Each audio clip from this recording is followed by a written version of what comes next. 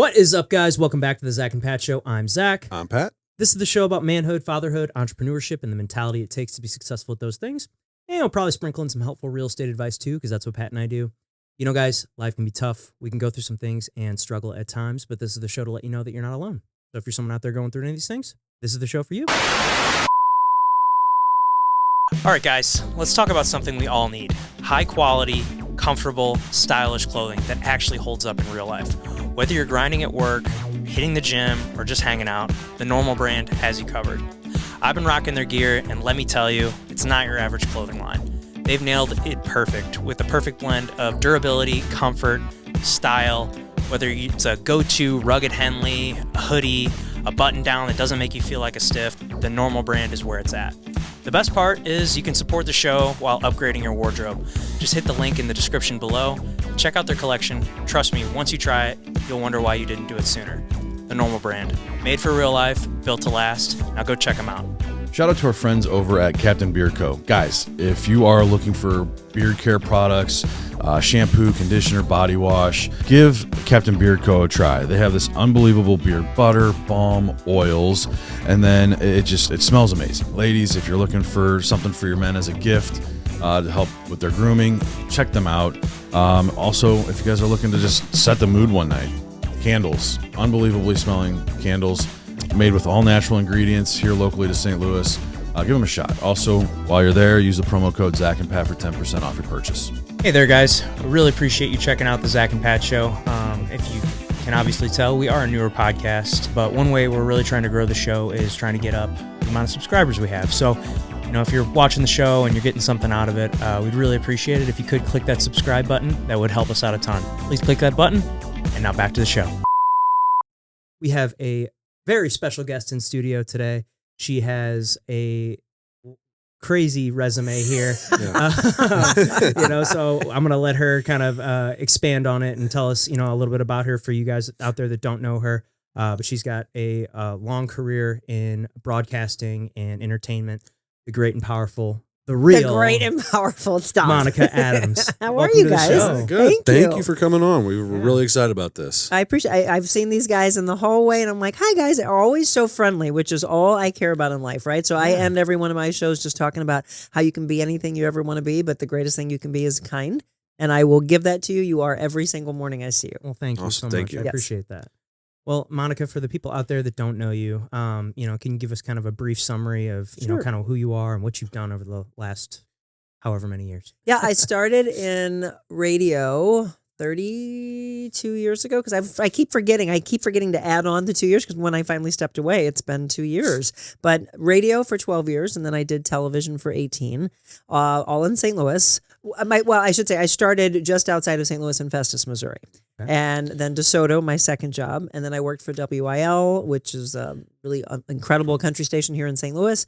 The legendary KMOX, it was heard all over the United States. And then I worked for the Fox and the NBC affiliate here in St. Louis. Wow.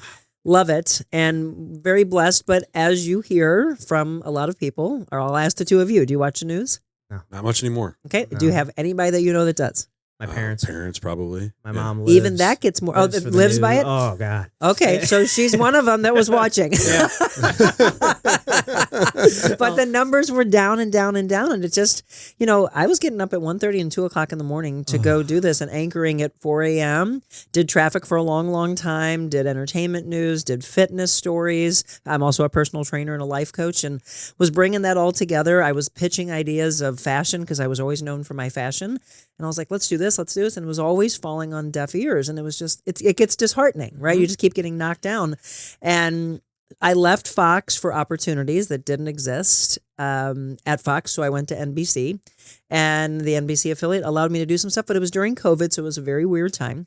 All of us broadcasting from home was strange. I major props for what we were able to do, but it was strange. And then it started changing, and it's become a very negative field. And I am a very positive person like you two, and it was a disconnect. Mm. And so it was the greatest blessing really of my life that we broke down the negotiations and couldn't come to terms. And when your boss comes back and was like, that probably stung that we weren't able to come to terms. And I was like, no, you just gave me the greatest blessing of my life because it's time for me to go do it. And you guys know when you go and leap and do something like this, it's a grind. 100%. Oh, Anybody that thinks, oh, podcast fun, there's and no you're big just deal. gonna show up. Just and it's going talk. to be a success right People away. are just going to Yeah. listen. And Yeah. I'm like, Well, it's like you got to kind of have a game plan. Like you can't just go in and Right. just sit down and talk. Like because everybody like looks at shows like Joe Rogan or all Yes. these other popular podcasts where they're stand up comedians or whoever, and they're just sitting down BSing with each other. Right. And it's like okay, that works for them because Yes. they're That's their professional jobs. comedians Like- and they've already got a following. You Right. know, but like. You're just a regular Joe Schmo off the street, who's doing whatever, and you want to start a podcast and you've got no following. Me and Pat don't have any crazy following by any means, but we've got our own little thing with our real estate clients here in in our market, but we're very small potatoes. So it's like, okay, well, we're going to start it. We're just going to keep doing it. And just like anything else in life, if you're consistent with it, There you go. you're going to eventually see success. And so the thing is, this is the life coach in me that hears this comes out. So you might say we're small potatoes, but you believe in what you're doing. oh, absolutely. Right? My whole thing is that's all that matters. Believe in what you're doing, be a good person, work hard, have integrity, and then watch what happens and watch the following. And then you guys put out great content. I've watched a lot of your shows and I love Thank what you. you're doing because, well, we'll get into this, but men need this. My big thing in doing my show has always been we got to get guys to talk. We've got to get you to communicate. And what a powerful thing that happens when other men see men say, hey, dude, I'm not okay. Yeah. And we need to talk about this. And then what happens with that? And the many legs that happens that it just continues to grow and grow and grow of, hey, did you hear Zach say this? Did you hear Pat say this? Hey, they're talking about fatherhood and they're talking about manhood. Yeah, sure, we want to be man's right. man, it's not but about being the big tough guy. No. I say that with a black eye. I was going to say, what happened? Jiu-jitsu. Oh, I thought so. Yeah. It's just accidents happen. Caught an elbow on accident, and then it's like getting worse too. Like I feel like every day it's like getting worse. Honestly, it looks the same as when I saw you the other night. Yeah, well, it's not improving. Yeah, it's not. It hasn't gotten better. See, It's and not if you gotten were in worse. television, then this is why I love being Yeah. real. If you were in television, they would be like, cover that up. cover Let's it give up. here. Let me give you some makeup. Zach'd be like, I'm not putting makeup on. Well, I funny story. I did get a black eye like 2 weeks before our wedding. I came home. My wife was oh gosh. I like came home with the hoodie She's up. like, all these wedding pictures. 100%. Oh God, she was in. But thankfully, by the when the big day came, it was pretty much gone. But we still put a little makeup on it just to make sure. But that was kind of a special circumstance. So, One and done. yes, exactly. But yeah, like I was saying, it's not about being the big man. We say the show's about manhood, but it's not about being the big tough guy. It's we do have- redefining manhood Right. because there's that stigma that men don't have emotions, men don't show emotions. Men are just there to work and be big and strong and provide and support. Like Caveman. those are parts of it. But Yes. I think in prior to this, we were texting but the emotional intelligence nowadays is so important. Paramount. And I think that's the biggest thing that we like talking about with all of this. And we keep talking about it. It's like, this is like therapy for us. Like every week we get to come in here and have therapy sessions and it's Sure. great. Just to talk to people, get to learn from people like you. And, how often do we just sit down across the table from someone, spend an hour and a half with each other and just talk Yeah. and not look at our phones and Right. not, That's huge. really, it's huge. Being Nobody- present. because like if we weren't doing a podcast right now, if I just said, hey, Monica, you want to go sit across the table from me and talk for an hour, you'd probably be like, well, why?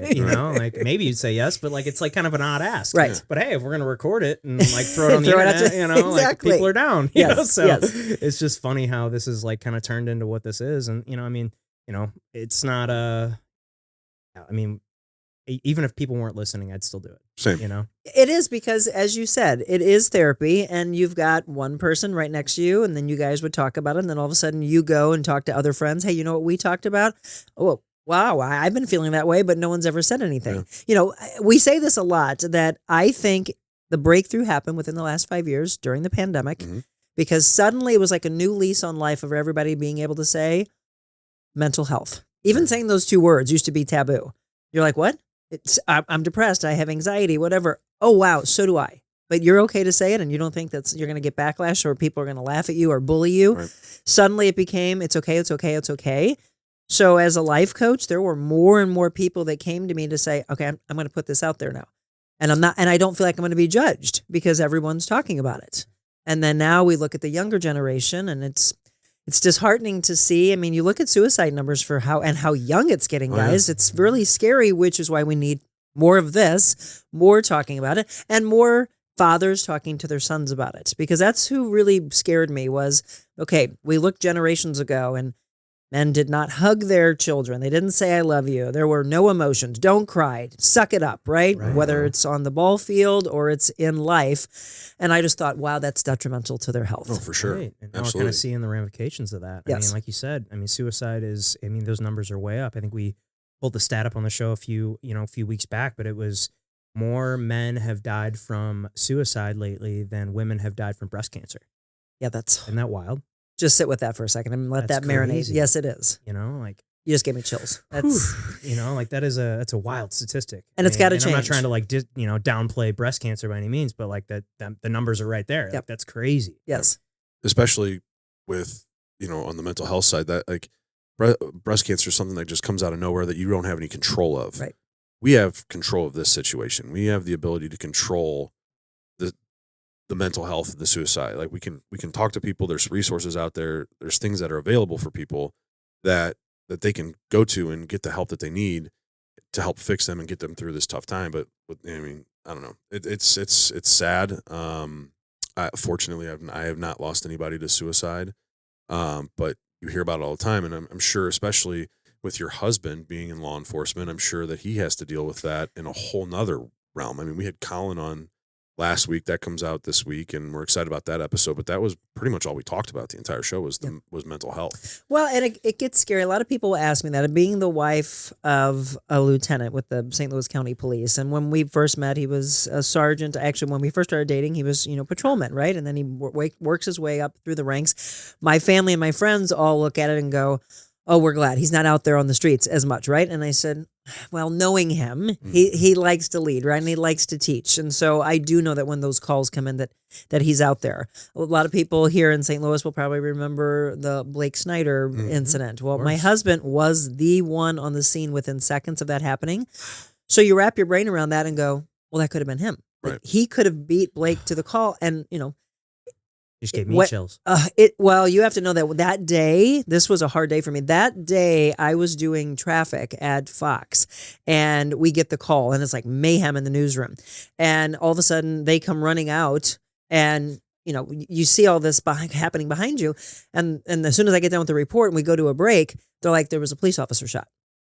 And so I turn my head, like slow motion happens, guys, and I'm like, you hear that period. It doesn't matter where it is, Yeah. city, county, or another Right. state. It's not him. I hope, No, right? like And so that. I come out and I go to the assignment desk and they're all crazy and talking. I'm like, what precinct? What precinct? What district? And nobody's answering me. And I'm like, guys. And they're like, they're thinking that I want to know for traffic, like getting people around. And finally, and I'm always even keel, I finally like put my hand down on the desk and I'm like, guys, what district? And they look at me and all of a sudden it was like the entire newsroom, like slow motion, and they get it. Like, Oh, Yeah. and then they say the district and it's his. And I go, that's my point. Like, that's what I thought I heard. And now I'm texting my husband. Now it feels like hours. He's not getting back with me. I'm calling, I'm texting. I'm like, you have got to respond to me. Tell me you're okay. 26 minutes of my life felt like hours. I couldn't even imagine. They're sending reporters out to the scene, and I said, when that photographer gets there, I need, because we have our monitors right, but when they get there, show me the scene. I need to find my husband. And so I'm just like, everyone said that they watched that morning and they knew. Before we were even talking about it, they knew something was wrong. You could see it in my face, like I'm probably ghostly white, right? Sure. And so our photographer had just arrived on the scene, and then at that point, ping, I get a text. And I'm like, oh, dear God. And he's like, it's not me. I'm okay. But then he ends up telling me, he's like, but he's dead. You guys are saying. And I said, he's dead? Like, what? They were keeping him alive for his wife. But I was like, he's like, don't report that yet. It's coming from me. And it was hard. It was the first time and last time I would do it again, but it was, I was able to be in the procession. Boy, I'll tell you what, guys, that was chilling. But also it gave me hope, because that officers, and still to this day, feel like the entire world's against them. Right. But you watched that. I don't know if you saw that footage, but you watched that day, miles and miles and miles of people on overpasses lining the streets in honor of a fallen officer. And it gave me hope for the world again. And I kept looking at him. I said, I'm glad I'm in this car with you. I want you to see this. all you hear is the narrative of the news saying that everybody hates police. It's not true. No, it's not. Right. I mean, I can't think of anybody that I know that like that's true. Exactly. It's just like this narrative that we hear. Yep. And it might not be my circle of people, but I don't come across it. I don't either. Does it exist? Sure. Absolutely. Sure. Yeah, but it just seems like that's the narrative online. Correct. And it's that's got to change. I think it is. I see it more like, are we ever going to go back to officer friendly? And some people understand that, some people don't. But are we going to get back to that? I don't know. I would love to. Career days in school when they would come in, you would sit there, police officer. Right. Now, He's got the cool job, right? Yeah. Well, right. Now it's moms and dads saying, don't go into police. Right. Like they're so scared because you pull up on a normal, I don't know if y'all remember, but there was a story of an officer pulling up on a flat tire, right? Trying to help because it's what they do, and they got shot. Yeah.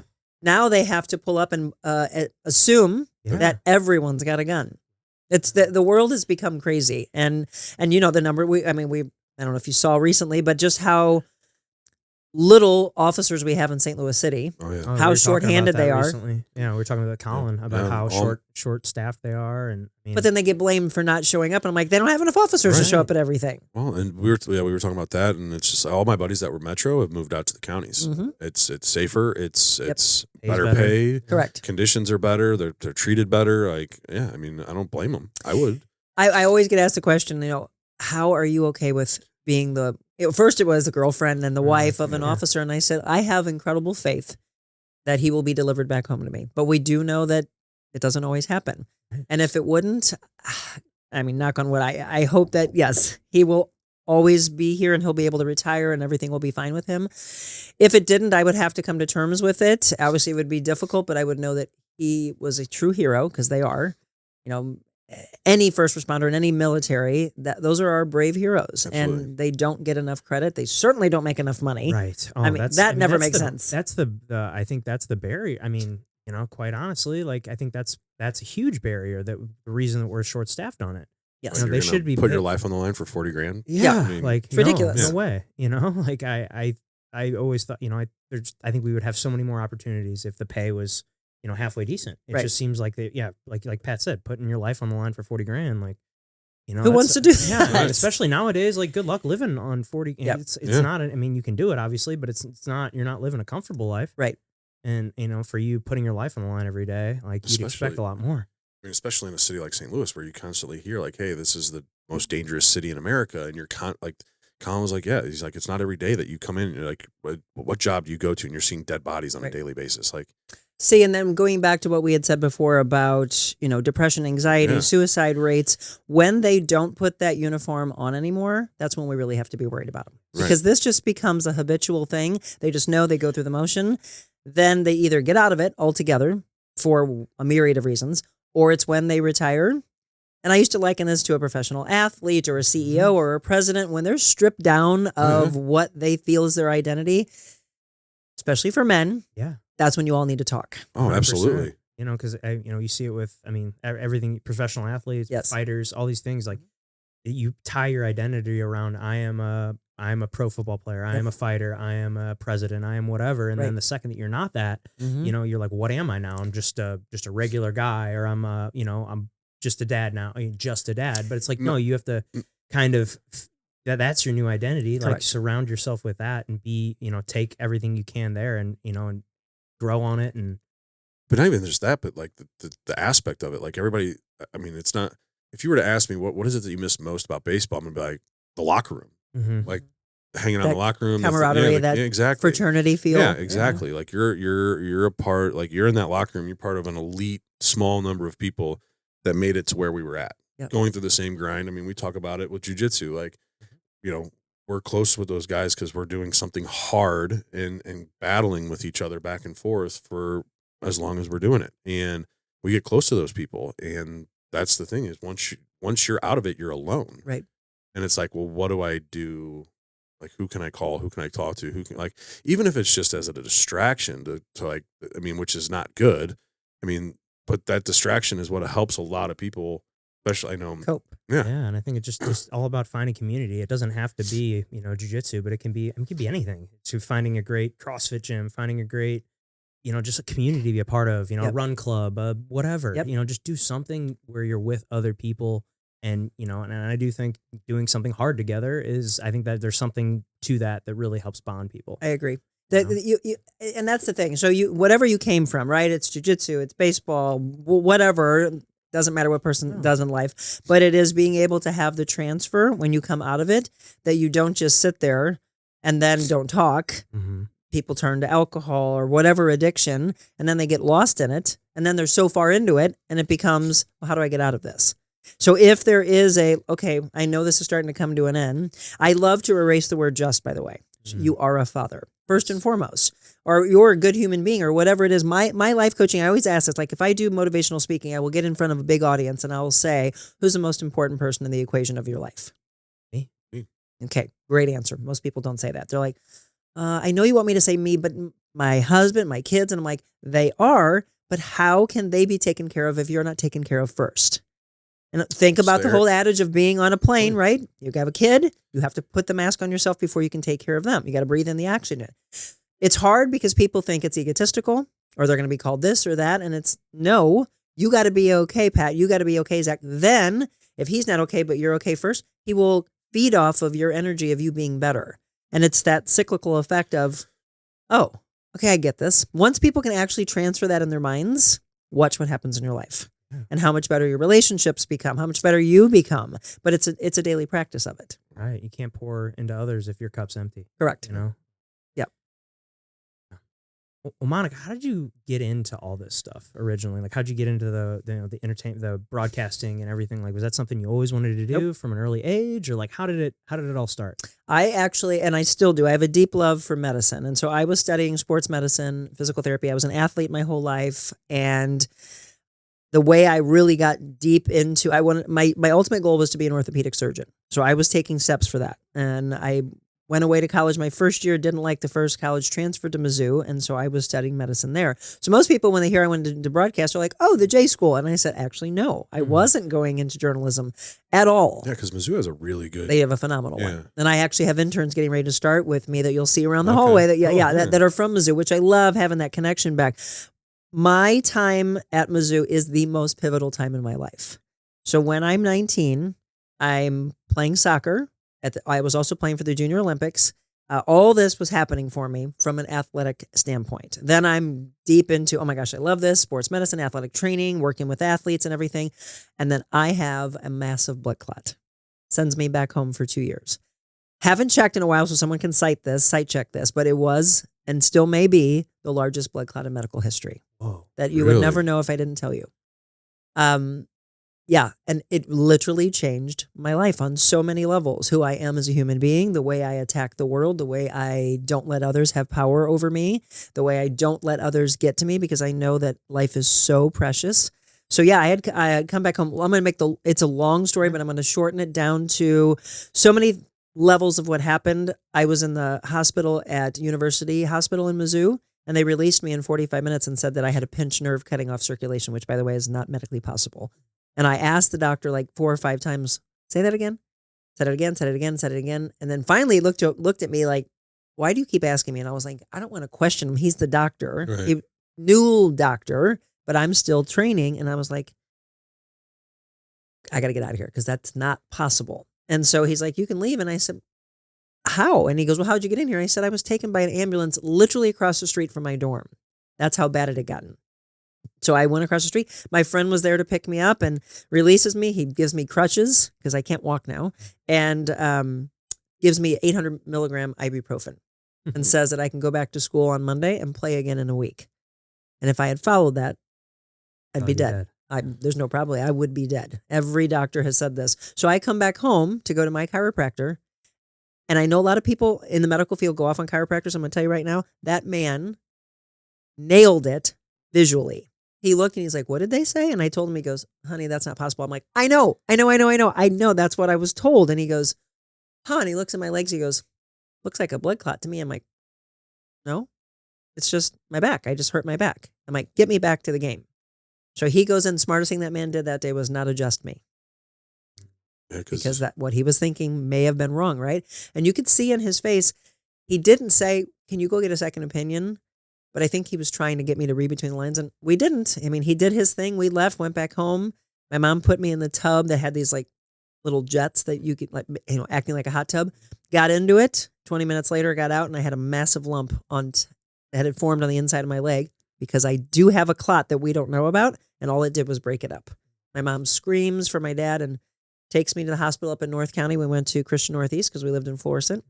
And I go in there, and the crazy thing is it's 9:00 at night, but they take a 60-picture CAT scan, and the radiologist is not there to read it, so they fax it to his house. Well, we all know faxes back then. Right.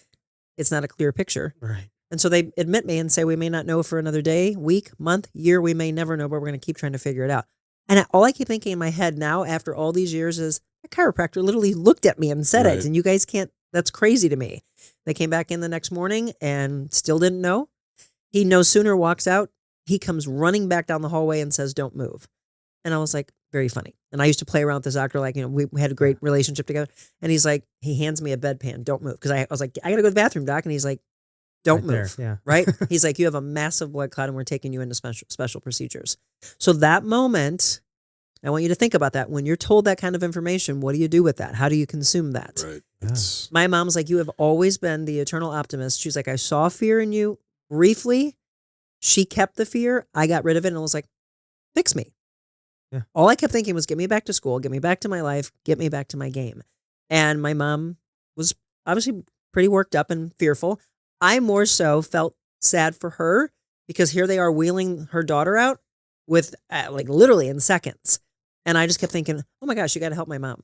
Yeah. And so they take me and I was in intensive care for another 2 weeks and then a regular room and then monitored in St. Louis for 2 years. Couldn't go back to Mizzou.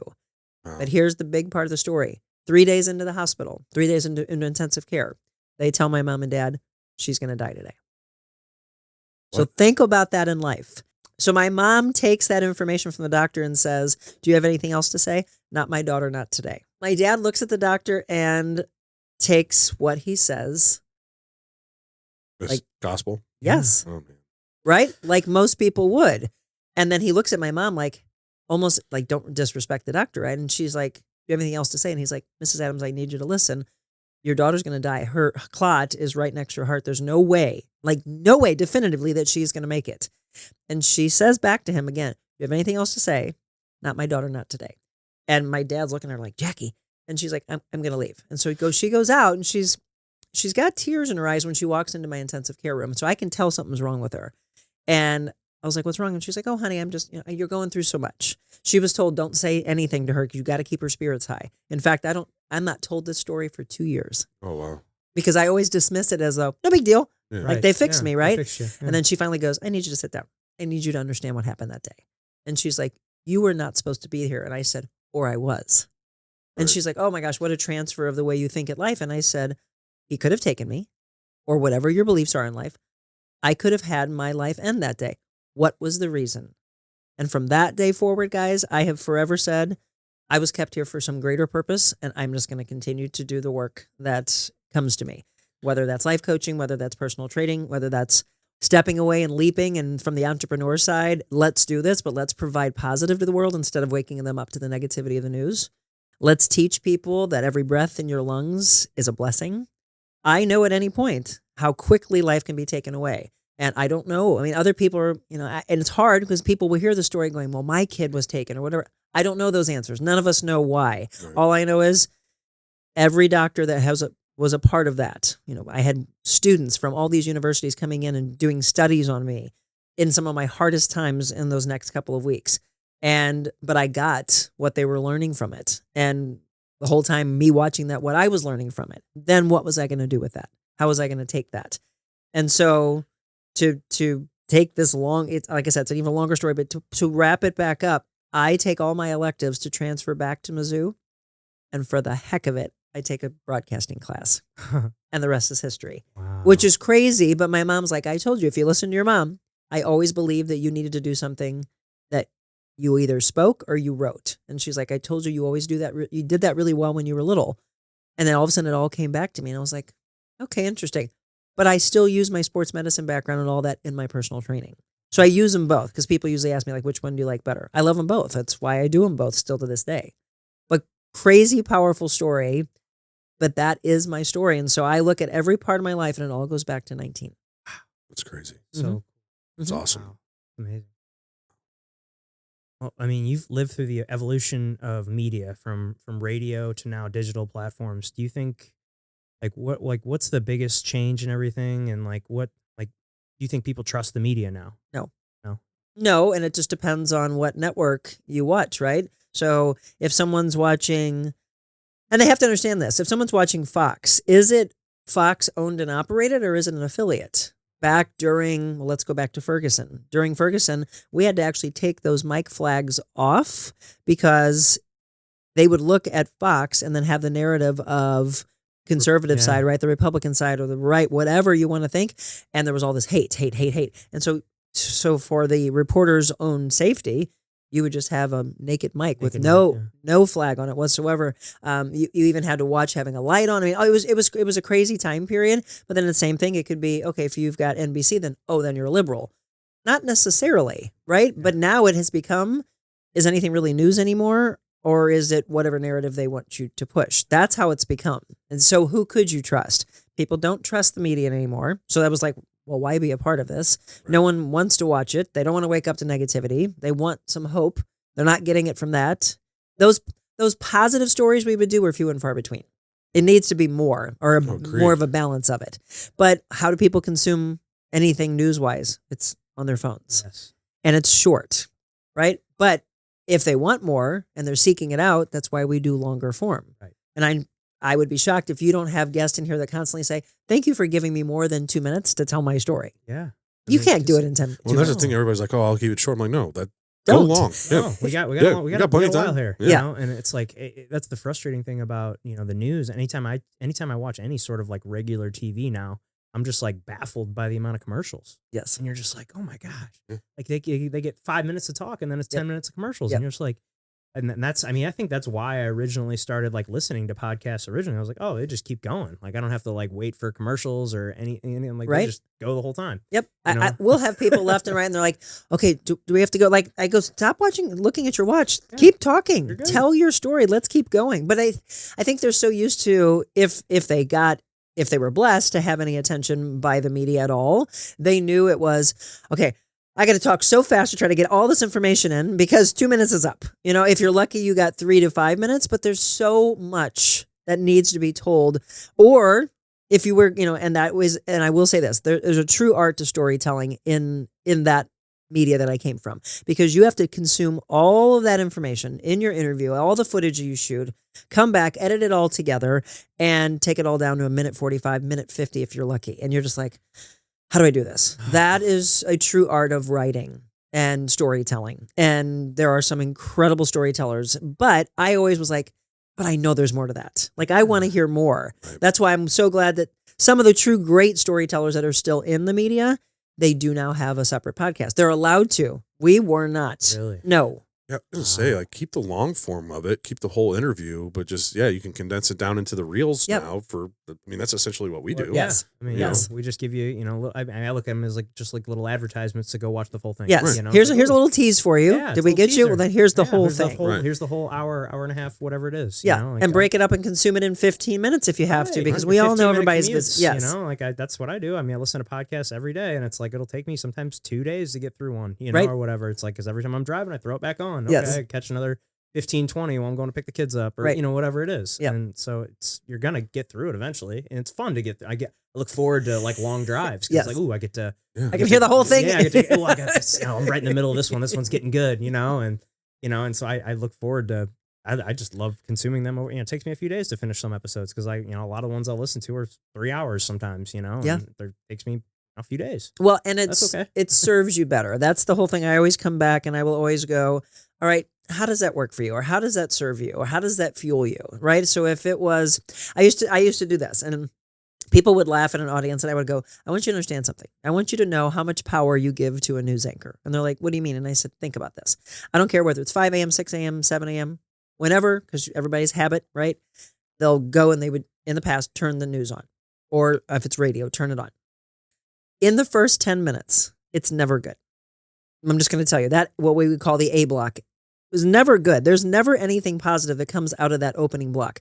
The fun stories or what's happening in your neighborhood always was buried either later in the half hour, and then it just resets itself, and then you hear the negative part of the news again, and then your happiness comes right before the top of the hour, right? So here's what happens. If you're so mad, okay, just think about this. Anybody with kids or spouse, dogs, I don't care, whatever's in your home, here's what happens. Let's use 6 a.m. You tune in for weather, traffic maybe, then all of a sudden the bad news comes, and then you start feeling tense, and you're thinking, why am I getting so angry? Well, you're angry at what's happening in the world. You have so much anger, you finally are like, I'm done. And you realize where the anger is coming from and you turn it off. But it's already done its damage to you. It's kind of like a poison that has seeped into your blood is how I always look at it. Now, if that isn't how you started your day, and you started with something like this or our show, positivity, hope, inspiration, light, you're like, wow, I'm in a good mood. If something happens, you step on a dog toy and twist your ankle, you take it a little bit easier than if you are in such a ticked off state, right? So I would say, think about how this happens. You turn it off. Your husband, boyfriend, girlfriend, wife, spouse, doesn't matter, whoever it is, says something and you fly off the handle because you're already in a bad state. Your kids do something, you go off on them. Dog, you're mad, you leave the house. You get in the car. Somebody cuts you off, the whole road rage thing. You're in an elevated state of anger.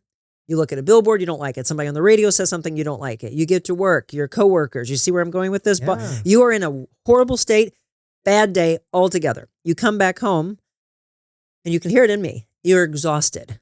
And it all started by what we did to you in the morning. I'm telling you, that's how I look at it. And that's how I break a lot of things down. And I'm like, stop consuming negativity. Watch what happens when you start your day with meditation, prayer, yoga, Exercise. workout, Something. whatever it is. Then get away from the chaos and the drama and the toxicity and the negativity of the world. If that's what you hang around, if that's the friends that you have, it's never going to change until you start breaking that habit. Right. It's crazy, but I'm telling you, it's true. Yeah, it's totally. You just have to shift. Totally agree. I mean, I resonate with all that. Now, when you were in traditional media, now did you feel like the pressure of like pushing narratives, or how did like did you feel like this pressure to say things a certain way? I'm just not exactly sure how it works. Yes, with the last station I was at, I would come in and read some of the stories. Now I understand there's a lot of hands that go into before you ever hear one story, next story, next Sure. story. There's so many incredible people working overnight and writers, etc. But then you come in and ultimately you're looking, and then you're editing things like, hey, this isn't how I would say it. I would say it this way. But some of it was, this isn't even true. That's not coming out of my mouth. And I would change some things. And there's some people that would call me on like, hey, that was changed. And I said, it was changed because that's not accurate. And that will not come out of my mouth. Because understand, although I just said there's so many levels of people that had their hand in that one story, it doesn't matter. To you at home, it is, Monica just said that. Right. Yeah, And now they I'm don't going see to the back bully end of it. Monica on social media, right? I'm going to just, I would come and I would see all this stuff going, see, it all comes back on us. Whoever that person is that's delivering, you either trust them or you don't trust them. And you'll never trust them again when you come back and are like, you're just pushing your narrative. Well, it's So like I that- do believe that's the way it's going. Well, it's like that clip that you see, from, I forgot who posted it, but it's like one news network, but it's all of their outlets across the country. Yeah. And it's literally every single, they push all the different things on there and they say the exact same thing across Yes. the country. And I'm Yeah. just like, what? Like, so it's just, they're just robots are just there to read a script. But it's cool to hear that you would, and this shows your integrity, that you would sit there and edit this stuff so you're not pushing that same narrative. Either that or I would go, that one's not going to be read by me. It's going to have to go to somebody else. I won't do it. But I think that was the writing on the wall that they didn't like that. Yeah. And so I started to see that, and then we would get pushed back, and then it was, I'm not doing this anymore. And somebody asked me, and I never want to say never in life, but somebody said, would you ever go back? I have no desire to go back into the news business the way it is. If there ever was a change of the way I think a network should be, which is, we know you know what's coming, we're not going to start your day that way. Yeah. And then it would be, okay, I want to be the one that delivers the positive news, which is again, but why? Why go back to Why that? do that when Correct. You're When you have already, this. You already have your Yes. thing, and it's your own, and you don't have all these other producers and all, like, as Right. if I've never been in a news set. I guess I have once or twice, but there's just so many people there, and Yep. like I feel like there's so many hands in the pie, and like whereas You know, Right. a show like yours, it's you, your producer. You know, I mean, how many people are really involved in your show? I mean, it's a handful, I'm sure, but like I'm sure it's a lot less than What you it know, was. What it was. It is. right? It is. And this is the thing that we talked about at the very beginning, right? So podcasts, talk shows, whatever. It's not easy. You all need to understand that. These guys work very, very hard. You've got, if you're lucky, but that's, that's when you've got these big conglomerates, the networks, that have the ability to have all these different employees. You try to do all of that with a skeleton team, right? But we're doing it. And what I started the show not doing any kind of news. And then I started going, well, I don't want us to act like it's not going on in the world. I don't want to talk about it unless it is, what can we do to change it? Right. I do news you can use. And normally it's what we used to call water cooler talk, right? You would go into work and you would go to the water cooler and you would, hey, did you hear Monica talking about this today? So a lot of it's fun, or a lot of it has to do with, financial, your children, your family, whatever. These are things you can use. And then I do some sports news. We've got an aspiring meteorologist that does weather for us every Monday and Friday. So this kid's he'll be starting sophomore year next year. He's incredible. He's got the eyes of Fox National, the Weather Channel National. He was on the Tamron Hall show, and he's from our area. And I'm so proud of him. I can't awesome. wait to see but I was like, okay, I get people need weather. Right. But if they're watching outside of our area, I'll always say, stick with us for a second. I'm always going to be here for the people who made me. St. Louis, Missouri, Illinois. And then, hey, if you're in Texas or you're in Italy or whatever, just bear with us for a second. Or tell us what the weather is and where you are. Or give us stories that are happening so that we can talk as a community. But it's, okay, let's not act like these things aren't going on.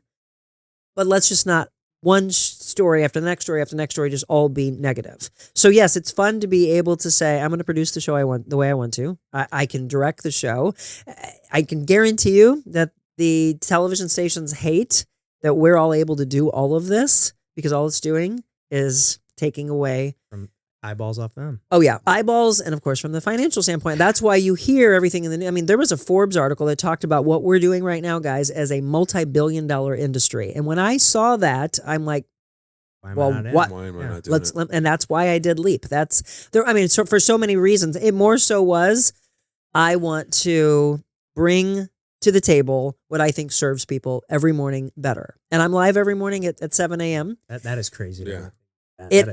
But it's all I knew though, right? So Yeah. when It's I what was you've in been radio, doing, it was so. morning radio. When I was in TV, it was morning. And people are like, you could have slept in after all these years. And I was like, I could have, but the smart businesswoman to me was, I'm going to pull them away and let them watch over here. It's so cool. Yeah. Man, I think it's so cool.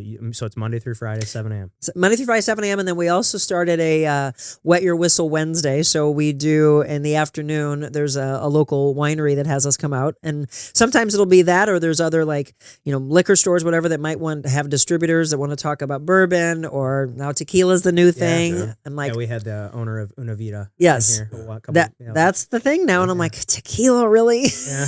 Well, after that conversation we had with them, it's like, okay, you know what? I've started trying some darker tequilas, Yeah. and it's not far off from bourbon, From or bourbon? more scotch. Okay. I would say it's more like a scotch than a bourbon. Okay. But yeah. Yeah, So- I have a friend that they're really, really into it. And they're like, you'll understand when you taste good tequila that you've had really bad tequila for a long, long time. And that's why you don't like tequila. I'm Right. like, all right. Yeah, he said I'm open something to it. similar. Similar. You know, and we got into like all the different ways that tequilas are made, and like how, because apparently, I mean, it's only like just a few ingredients, right? Like, Very it's few like- ingredients, and then it's just how long you age it. Yeah, and like how and how there's like 3 different ways to cook it, or not cook it, but you know what I mean.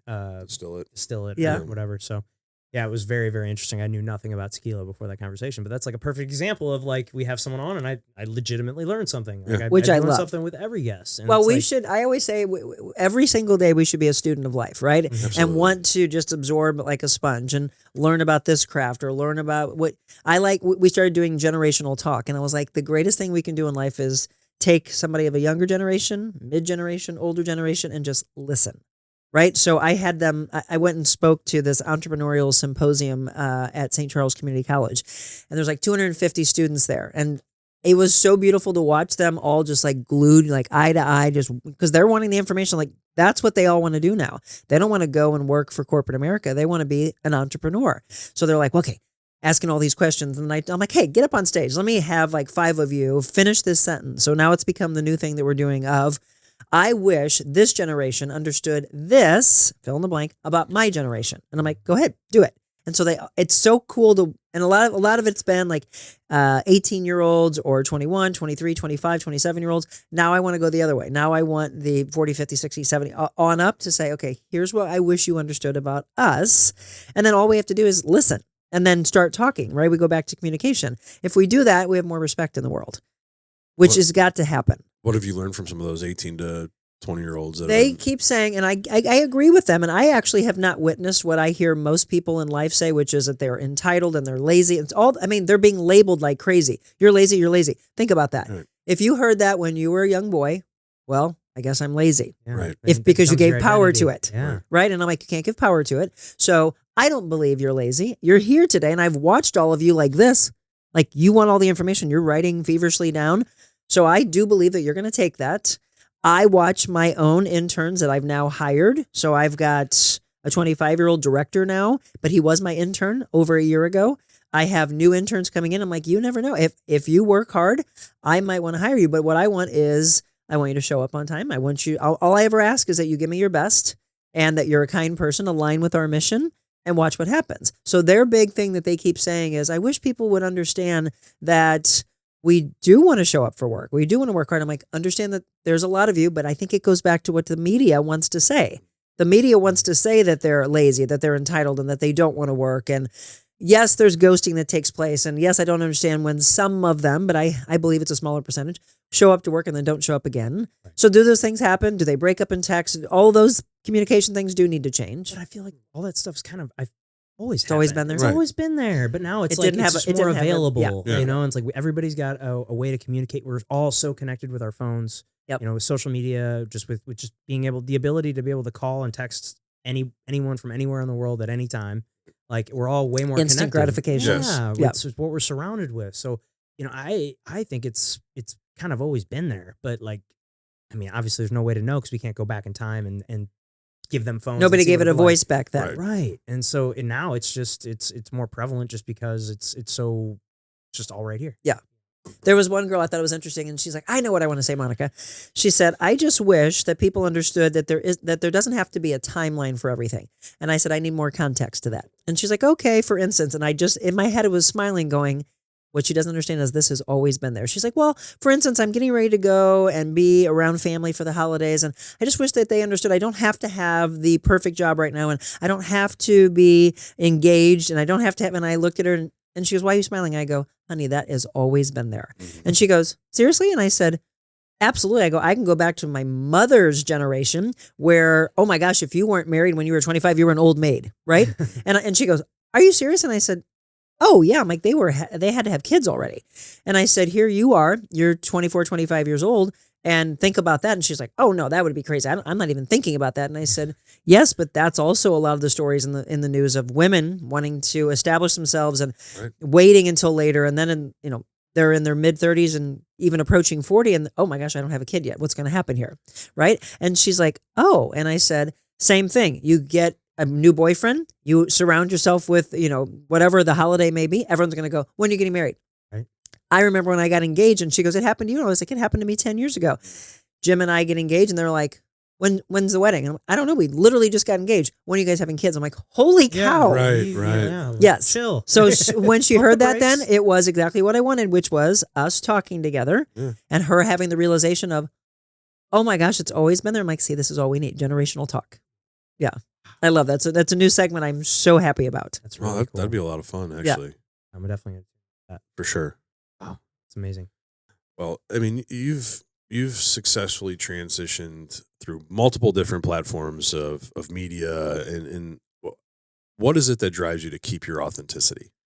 That goes back to how I was raised. And I have to thank my mother and my father. I lost my dad when I was 24, but my mom is still one of my greatest role models. And she always said to me, even when I first started in the career, she's like, I'm going to ask you something. And I hope you always remember this question.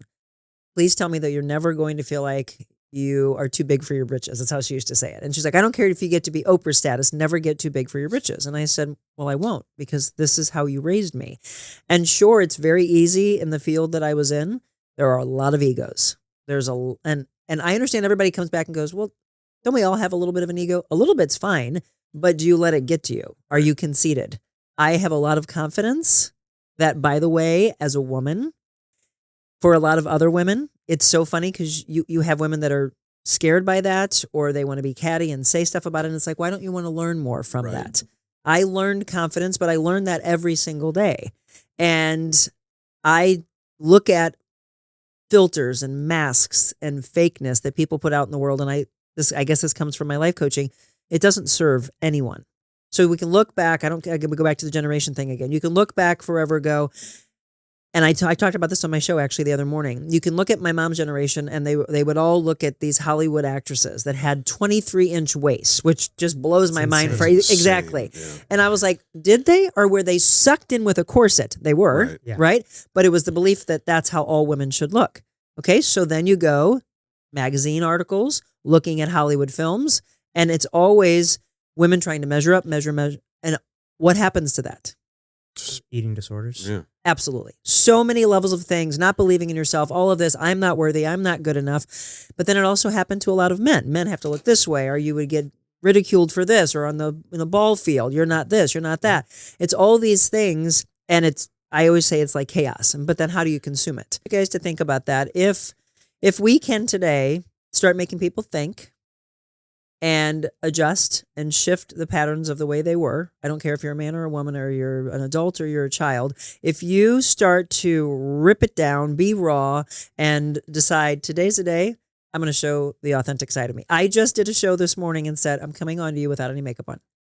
I want you to, and I'm going to do this. And they're like, but I've done it before. Like, we have a tornado, and I'll be in pajamas, and I'll go into my closet with my dogs, and I'm like, how you all doing? And the numbers are going crazy, and people are like, oh my God, thank you for being so real. And I said, don't we need more of this though in life, especially from woman to woman? But I want it all sexes, all ages. The more real we are, the more we see that. And people, all of a sudden, it kind of goes back to us talking at the very beginning of the show about saying it's okay not to be okay, talking about mental health. The same applies of, hey, she is willing to put herself out there. I'm also allowing myself to be out there to be ridiculed, right? But I don't care. And it is such a powerful thing to get to of, I don't care if you don't like me. I don't care if you don't like the way I dress, how my hair is, or whatever. You're not my people. There are a lot of people, though, that will stand right by me, and I will stand right by them. And that's the circle. That's the table I choose to be at. It's something that I wish, and I should say hope, because I think I'm in more of that place. I hope I can teach the younger generation at an earlier point in life than waiting and getting it now. Boy, there's so much that we can save if we can get them younger. Yeah. To understand what other people are saying about you doesn't matter. Don't care about it. Everybody's got an opinion. It doesn't mean it's true. No. The opinion's not truth. Right. It's only truth if you let it be truth. Exactly. And so, I mean, that was one thing. Like, baseball was great at teaching that stuff. I mean, I was very fortunate to have a very good coach at a very young age that gave me a book about the mental side of baseball that taught me the emotional and the mental side and having that clarity. But I mean, the amount of trash talk that gets thrown at you, Right. and a lot of I mean, you just let it roll off your back. That's a hard thing for a lot of people, and I do Yeah. get asked that a lot. It's like, well, how do you not give them power? And I said, you just don't. Just don't. But you have to practice it. It is not a snap of the finger, and it's Right. going to happen today. Not if the entire life you were a people pleaser, or you're an introvert and people bully you, or you look a certain way and they think you should look a different way, or you have a job that somebody thinks you should have a different job. Like, you're not enough. You're not enough. I dealt with it. I dealt with it in my part of my news career, where it was me constantly saying, I want to do this, but you have a person who holds you back from it, right? And so never let anybody put you in a corner and try to squash your dreams, because really, ultimately, it is your choice to give them power or not give them power. And watch what happens to the bully when they don't have power. They go to another victim until they don't find a victim any longer, and they're standing alone. And then suddenly they look over here at all these happy people and probably think, okay, what am I doing wrong? Right. Maybe I become a little bit more like them. And that my whole mission in life is to eradicate hate. It's just amazing how much of it there is out there, though. I know. And I think, and like I said, it's only gotten worse with social media.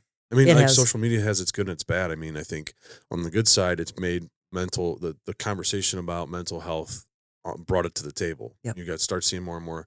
And again, it all goes back to who you're following, but it's brought that to the forefront. But on the backside of it, I mean, you look at some of the posts and comments. You just go to a comment section on any big post, and it's it's insane. hate filled. Yeah, It's a whole nother level of bullying. Like we can think back when we were kids, there was bullying in person. Right. Now it's And there was bullying in physical person. consequences with those. Correct. Absolutely. Right. But now there's two levels of it. It's that bullying, and then there's the cowards, keyboards, right? No face. Like they don't let those people even be a part of it.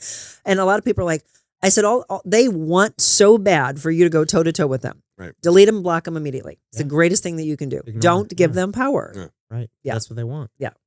Well, speaking of social media, do you think that it seems to me that, fitness kind of, I know that's one of your expertise as well, has kind of almost become like a religion on social media. Do you has. think that's helpful or not helpful?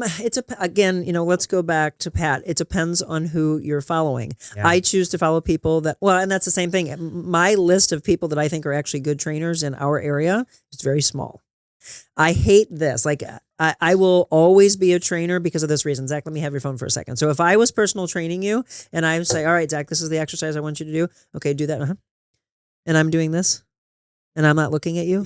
Would you ever come back to me again? No way. Thank you, but they do. No, you're not. I see because I don't know. There's so many clients that I go, why are you training with that person? I'll go in the gym. I always have to put blinders on and I'll look and I'm like, I can't, I'm trying to save the world, but I've got to do right. I can't constantly be doing it. And I've got to take care of me. So I got to go in and do my own workout, but I will look at these trainers and I'm like, you're either over here trying to hit on somebody, you're looking at somebody else, you are putting them in danger. You're not helping them whatsoever. Why are you in the field? One of the things that bothers me whenever I go to a public gym, I'll see trainers that don't look like they're following their own advice. Right. Exactly. I'm like, Right. I feel like if that's your job, you kind of have to, especially when like that is your job, to people are going to you to look a certain way. Yep. I think you should look a certain way. You got to walk the walk, talk the talk. You should. But You that's should. why I come back. And when people say, hey, if I can't train with you, who would you recommend? And I'm like, okay, it's a short list, but here are some of the people that I would recommend. And then here are people that I think you should follow online. Otherwise, it's all for the follows. It's all for the clicks. Let me show you this.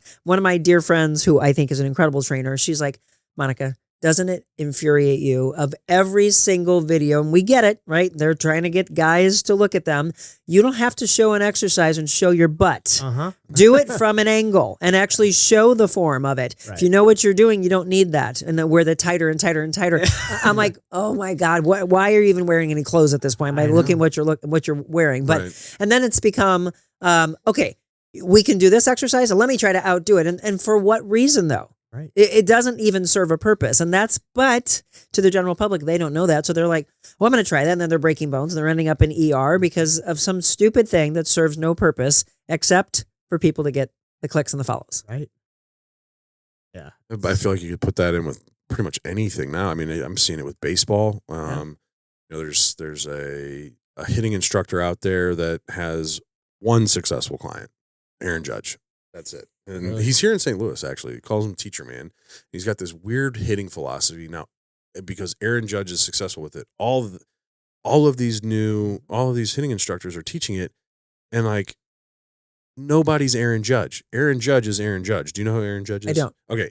He has led the league in home runs every year for the last few years. He's a young player. I think he's been in the league for maybe 6 or 7 years now. Okay. And I mean, he's like 6'6", 6'7". He's a monster. Yeah. Just a physical specimen. Like you look at this guy and you're like, holy crap. Yeah. He plays Yeah. for the Yankees, but like he's a freak. Right. He can pull that stuff off. Because of who he is. And I see these kids that I coach that are trying to emulate Yeah, that. yeah. And I'm like, guys, you're swinging through everything. You're swinging under everything. You're missing everything. Let's go back to the basics. Yes. And that's the Always, thing is right? nobody's teaching, like they find this one thing that's a gimmick and then they run with it. And then like, that's the one thing, like my pitching coach has been, he's like my older brother, amazing pitching coach, probably one of the best pitching coaches, probably in the Midwest, if not in the country, because he's not changed a thing. He's kept it simple. He's the basic mechanics that this is what you need to do on every pitch, every time to throw strikes. What you do to get to these positions, All however goes you want, back to the basics. whatever you want to do. But these are the main points that you need to get to. Yep. However you get to those points, do whatever you want, whatever you're comfortable with. But you need these points, and that's all he teaches. And it's amazing the amount of talent and stuff that he produces and creates for these young kids. And this is the guy that taught me, that gave me this book that and it's life changing, right? exactly. And so it's incredible, just the gimmicks. The Just gimmicks. for- That just is the for- perfect for- way to say it. for Yes. clicks. For click. My dad, rest his soul, my dad was a football coach for 25 years. So I grew up around, he was a JFL coach, right? And he was all about the basics. And then he also helped with baseball. He helped with my soccer, basketball. But I always laugh because I will see these guys showboating and I'm like, oh my God, my dad is up there just like turning in his grave. God, with baseball? Going, yeah, well, Oh my his whole thing God. was always catching, God dang it, put that other hand on there. Two Stop hands. showboating. Yeah, stop showboating. But all the levels of it, it does go back to the basics. I've been a trainer since 1999, working out myself though since I was 15 years old. And I will always go to the basics. Go old school. Yeah. It worked for all of us back then. for It worked sure. for all the way before me. And then all of the gimmicks that are out there now. My clients will come back, hey, should we do this? I'm like, if you want to, but I'm not going to do that with you. Right. Right. Oh, okay. Let's go back and do some squats. Let's do some push-ups. Let's do core work. All of these things are important. Yes, we can do different angles of stuff. Yes, I can show you some different things, but I'm not going to have you stand on your head and do this. And this is so stupid. Doesn't make Why any are we sense. doing it? It's Yes. not going to be better than the basics. No. Nothing's going to beat the basics. Never. In anything. I Yeah. mean, look Agreed. at any sport, Even work. I mean, when I get into a rut with work and I feel like I'm not in control, I'm like always just reset back to the basics. Yes. Yeah, same here. Yep. Same here. Yeah. Well, Monica, you've interviewed some massive names over all the years. Has there ever been a guest that's completely shifted the way you think about life or success? There have been people who have disappointed me that I expected them to be a certain way, and they weren't, and these were more celebrities. My favorite interview in my life is Reba McEntire. Just her and cool. I had a chance to meet her 3 times, but it was the one-on-one with her in New York when she did Annie Get Your Gun on Broadway. And I got to see, and she is exactly, by the way, who you would hope she would be. So here I was backstage, and her son Shelby was pretty young at the time. I think he's a driver now in the Indy Lights. And I think he was maybe 7 or 8 years old. And so she's like, in her country, Monica, can you hold on just a second? And I was like, sure. And so I'm watching this and I was like, this is back to being real. This is the real side. This is no put on. I get to see that. It's right there happening in front of me of her as the mother interacting with her son and making sure that he's going to be okay. They're going to be putting him on a plane with whoever was with him at the time. And she's like, all right, honey. And she's like, love you, blah, blah, blah. I watched all this and I was like, I got to see who she really is, right? And then came back, did the interview. Of course, I wish, talking about phones, I wish we had our phones back then because I don't have that on video. I have it on audio. But she was authentic. And so I watched that and thought, this is all I want in life. This is the kind of people I want. So whether we're, again, people give so much power to a celebrity. They're just us. Yeah. Right. They just happen to be, blessed with having millions and millions and millions of people following them, singing, whatever. But that was a really incredible moment of my life. I've interviewed, I covered sports for 12 years, so I've interviewed tons of athletes from every sport. I've interviewed presidents of the United States. I've been very, very blessed in my career. But it's the people who are fake and cruel and egotistical that live in my memory. Out of class, I won't say who they are. Sure. But there was one in particular that she came in and I was like, wow, I will never watch anything you do again because you suddenly think that you're better than everybody. Somebody wanted a picture taken with her and her team was like, no. And I was like, really? It was for their kid. They wanted a picture. No, they wanted an autograph. And then she just acted like she was, and she's been around for a while. She was an actress. And I was like, she comes across as being the sweetest person, the funniest person, whatever. And I was like, never again. And off air, I'll tell you who it is. But Sure. I was like, nope. So to me, I can take all the years in the business and there's standouts in every level of whatever the person did for a living. But the ones that stand out are the ones that are real. Now, in all the areas that you've done, radio, country music radio, news, and all that, and then all the topics that you covered within the news, was there one topic or one area or segment that was your favorite? Was it sports? Was it? I love sport. Well, and it's funny because my internship was in sports with our NBC affiliate here in St. Louis. And so I went into doing that along with news in the beginning of my career. And the funny thing is I actually grew up hating country music. I was like, it's twangy. But it was much more bluegrass sounding when I was growing up. Then I'm glad I got into it because I watched the artists we had. And then we had 3 other stations that worked in the building. So one was more of a rock station. One was a sports station. We had country. I forget what the other one was. But it was funny because even the guys at the other stations, they were like, you can tell when the country artists come in because they were so nice and real. And then you had the other guys that had these egos and the way they were dressed. And I was like, I know, that's why I'm happy to be over here. So I enjoyed that. I did news and sports and a mixture of like entertainment stuff and whatever also when I got over and did my show at KMOX. But everybody used to say, I can tell what you love the most. And I said, why? They said, because you can hear it in your voice, in your inflection. You light up when you're hosting and when you're talking about health and fitness. Health and fitness is everything to me. If we don't take care of ourselves, and you guys get it being athletes, if we don't take care of ourselves and our health and put it first, well, what do you have? Nothing. No. So that health and fitness show, I would always go back going, if I could do that visually, that's what I want. And so there's I do like a wellness or a workout Wednesday or a fitness Friday during the show, during my show now.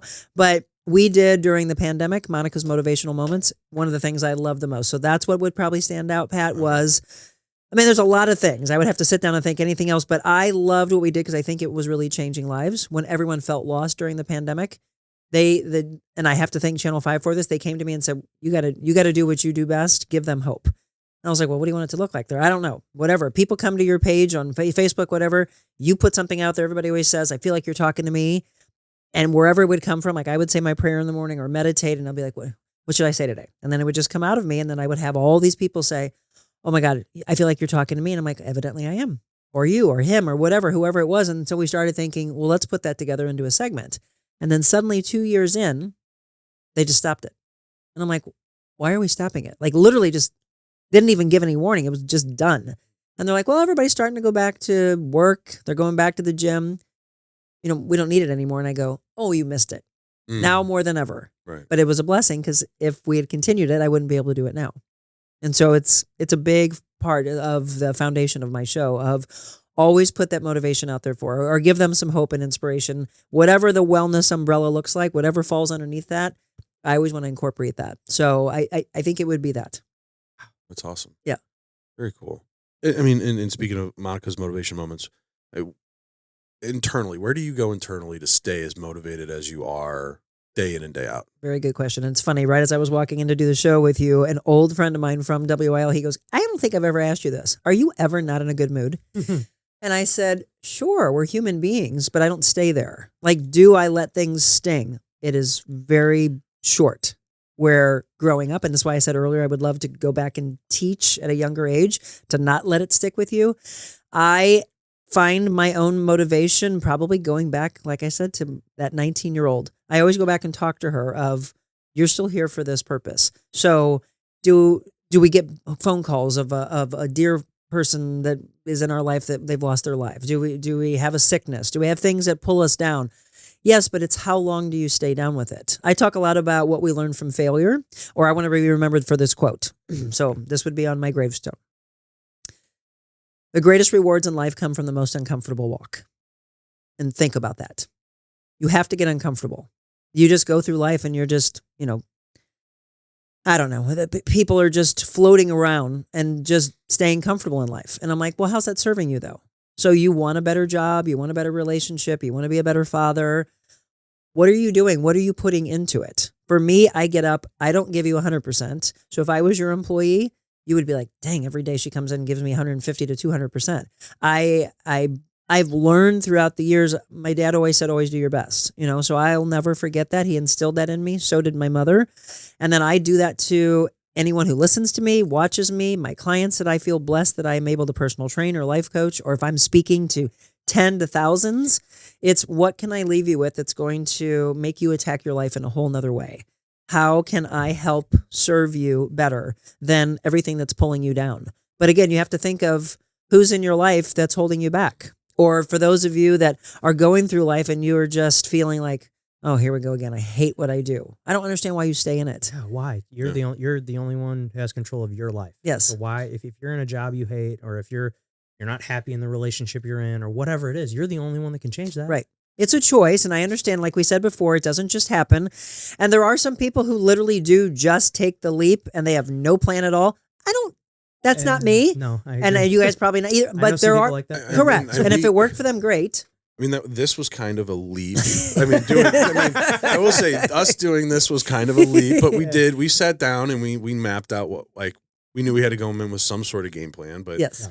But yeah, I know that we always talk about it. It's you can make a plan, you can plan forever, but if you're not going to implement it or make the take this first step, it's not, that plan's not worth Doesn't mean anything. Yeah. No, so what is that? That's uncomfortable, right? Yeah. So you jump in. Does it always work? No. I mean, some of the greatest success stories is failure after failure after failure until it wasn't. And then suddenly when it wasn't, they're the historical ones we talk about. Right. There are people, though, that decide to completely upend their life at 40, 50, 60, even 70. I mean, I look at some people in history and I was like, oh my gosh, what we know them for, they started at 70, died at 82, but it was those 12 incredible years that we know about them. And so it's at any given point in time, make the choice. If you've been whatever you have been for 20, 30 years, and you suddenly have something inside. I do a lot of business coaching where I was like, what is the passion that ignites you every day? What makes you get out of bed? It's not this job or that job. What is it? Maybe we uncover a hobby that you had that you suppressed from 20, 30 years ago. And then suddenly you want to make that not a side hustle, but the new thing you go to. I have a real estate agent that she was like, I'll always keep my license. And I'm like, that's the smart thing in you. And she's like, but I'm not going out there and trying to market myself. If some friend or family member comes to me and wants me to do it, okay. But I'm like, she goes, but I'm coming to you for coaching because I need to find what you did. And I'm like, what do you mean? And she goes, that was the gutsiest thing I've ever seen. And I said, what? She goes, walking away from a successful career and then deciding to do what you're doing. And I said, huh. I mean, that lights me up inside to say, I inspired you. She goes, you inspired me to find whatever that is inside of me.